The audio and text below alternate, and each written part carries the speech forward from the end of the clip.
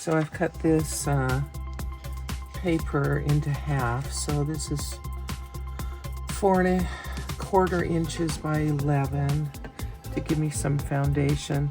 So you want to put your first piece, so it's just overhanging the edge of that.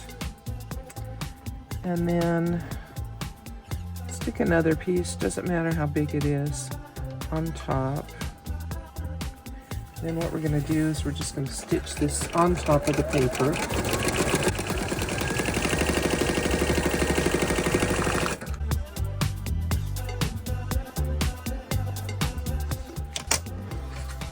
And so I'm pigtailing a bunch of pieces together at this time. So you just kind of finger press that. Sometimes I get up and actually press it with my iron. It doesn't have to be big pieces, it can be little tiny pieces. Put the next one upside down on top of that one.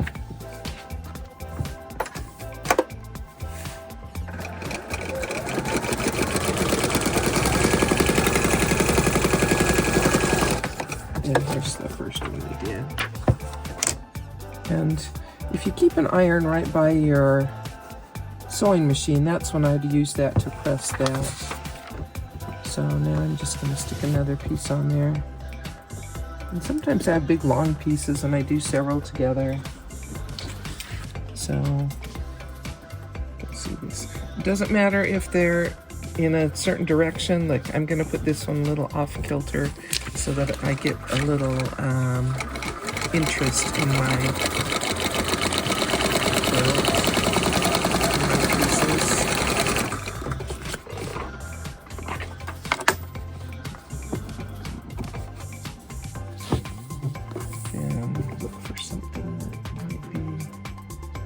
Interesting.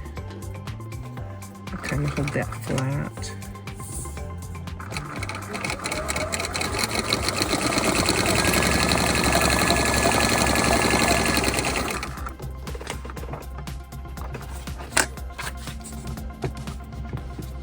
And so gradually, piece by piece, and you don't have to put this together now. You can just always keep a piece of this sitting by your sewing machine for when you get scraps. And then gradually you're going to trim the back of it. When you flip it over, you'll see what I mean. You can just go right along the paper and trim it. And these papers, they tear pretty easily when you're done. And then before you know it, you're going to have a whole pile of those like that. And then what I've done is you sew them together. So then you've got a big long piece, and then I actually press this in the back with my iron. You can press on this paper and it's not going to do anything. You can see this is cheap paper. Several of my seams are already torn. So that means it's going to be really easy to take this paper backing off. I leave the paper backing on until I've sewn it to the rest of the quilt to give it some stability. And then when my seams are in place, I just take my seam ripper and I go down the edge of this. You don't want to use your seam ripper. You want to use the back side of the seam ripper. Just when it's in your quilt, you're going to go down like this, and it's going to make this be really easy to tear out. But I'm going to leave this in place until I have all my long strips sewn together. You can see I've taken orphan pieces that I've done a test or leftovers from another quilt and just put together. And then you just sew them together. There's a lot of different ideas on Pinterest. I saw this one with a square sashing in between each. So the very center is one piece of paper, and then I put the sides on, and then I put the top, and then when I'm all the way finished, I rip the papers out. You can see I've got still a few more left in here, but they just come out very easily like this.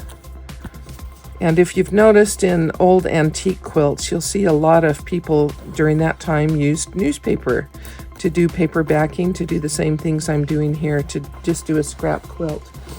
But I think this will be a fun little throw And all I did was clean out my scrap basket and made all this, and I have enough left to make another one, unfortunately. And it'll just keep going on and on.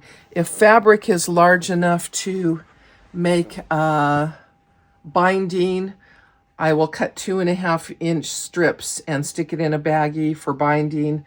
But if it's too narrow and I can't get 2.5 inches, this is what I do with those pieces.